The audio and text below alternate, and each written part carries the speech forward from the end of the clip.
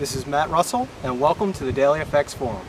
And here are the 5 pairs that I will be discussing this evening: the Euro Pound, the Aussie Kiwi, the Pound Swiss, the Euro Swiss, as well as the Euro Aussie. So let's go ahead and pull up the charts. The first chart is the Euro Pound. Again, you should still all be in this trade, which was short from 88.23 with a stop at 88.75. We can see prices have rallied a little bit, about 125 pips or so from the lows down here. But again, I do expect that 88.40 area to be stiff resistance over the next several weeks and months. If you have no position now, I might look for an entry. Maybe let's call it the 88.10 area. And again, keeping that stop at 88.75. But if you were listening to the reports about a week or 10 days back, you should still all be in this trade. The next chart is the Aussie Kiwi, and this trade as well, which triggered 2 reports back, short from 127 with a stop at 127.80. Prices right now, this trade is about 120 pips or so in the money as we speak. The only thing I would mention now is actually to bring down that stop to break even, which would be 127. So again, your stop should be located at 127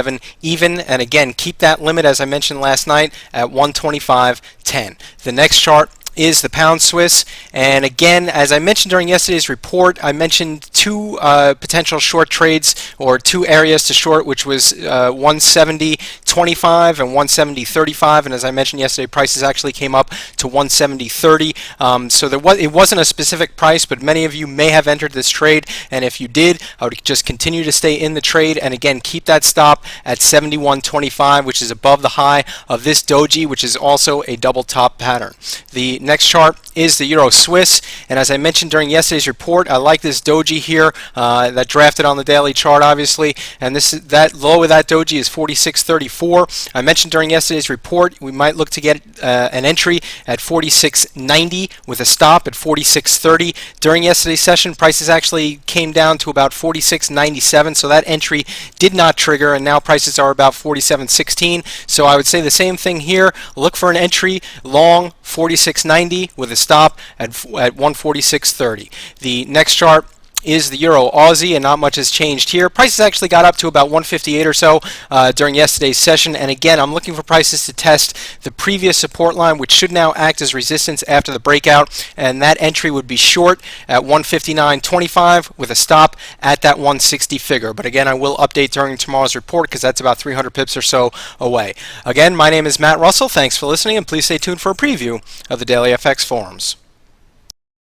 I want to take this opportunity to formally welcome you all to the Daily FX Forums. I want to go through the process of how I personally access the forums and how maybe you at home, if you want to access the forums in the future, might do so. The first thing you would do is go to www.dailyfx.com, and that will bring up, obviously, dailyfx.com, and usually there on the upper right hand corner I'll go ahead and click on where it says forum, and that will bring up the first page of the forums. And this view, I personally don't use this view, but this view actually shows you the most recent posts on all the threads within the different sections and a little detail about those posts, so you can read through and see if there's something catches your interest. But personally, I go ahead and just click on forums and view them in the more traditional sense. Now, these are different threads within the forum. There's a section on education, such as Daily FX course instructor tips, which would be good for newer traders, and then for more advanced traders. And I just want to go ahead,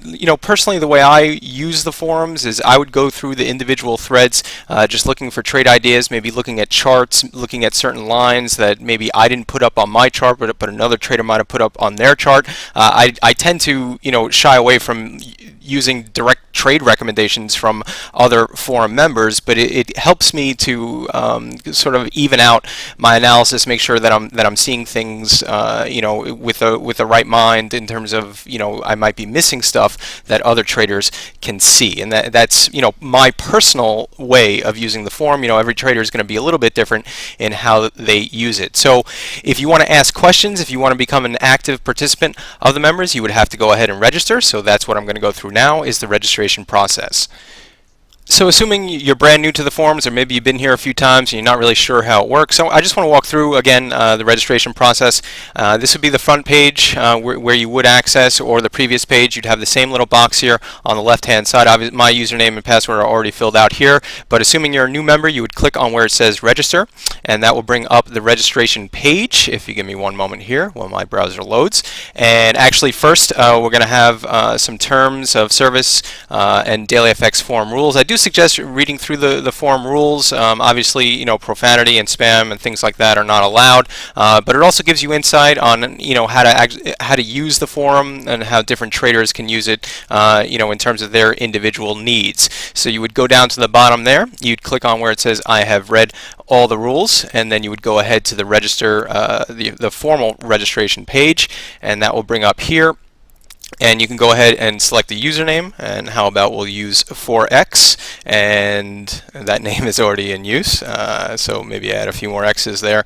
Again, it really, your individual username is up to you, and you go ahead and fill in your password, your email address. Now, the most difficult aspect of registration for the Daily FX forums will be figuring out these letters in the box here. Now, I'm a semi-intelligent person, but I have a very difficult time figuring out which letters and numbers to use. Now, there is a reason for this madness. It helps with security, but I would suggest just going ahead and keep on clicking that refresh image until something comes through that you can actually identify and see. Then you can go ahead and enter your birthday, but you can decide whether or not to display that to other forum members. And then also, if you were referred by somebody, you can enter that information there. The time zone, that should default to your computer, but you should double check and make sure. And then you can opt in, and I would suggest opting in for these emails in terms if the administrators want to go ahead and send you some notices about the forum, and then you would complete registration. Now what happens is they would send you an email to the email address that you put up here, and that email will include a link, and all you would have to do is go ahead and click on that link, and that link will bring you inside the forum, and you would now be a member of the Daily FX forums. Again, this is Matt Russell. Thanks for listening.